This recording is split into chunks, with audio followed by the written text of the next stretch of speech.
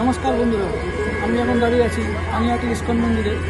আজকে একটা বিশেষ পুজো চলছে, গীতা পাঠ এবং যজ্ঞ চলছে। আপনাদের দেখাবো, চলুন ভিতরে।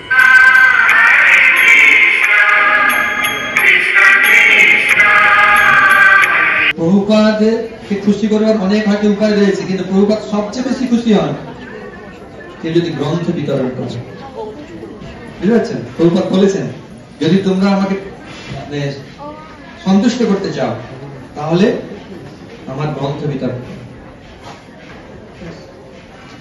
অনেকে বলে যে কি করে খুশি হবে, উনি খুশি হবে কি করে, উনি খুশি হবে, ভগবান খুশি হচ্ছেন কিনা, প্রভুপাদ খুশি হচ্ছেন কিনা। প্রভুপাদ বলেছেন আমি কিসে খুশি হই, ভগবান বলেছেন যে আমি কিসে খুশি হই, ভগবদ্গীতার মধ্যে রয়েছে। হরে কৃষ্ণ ভগবদ্গীতা শুনে হরি হরি একটুবার ভগবান কিসে খুশি হন কে বলবেন? ভগবান কিসে খুশি হবেন কে বলবেন?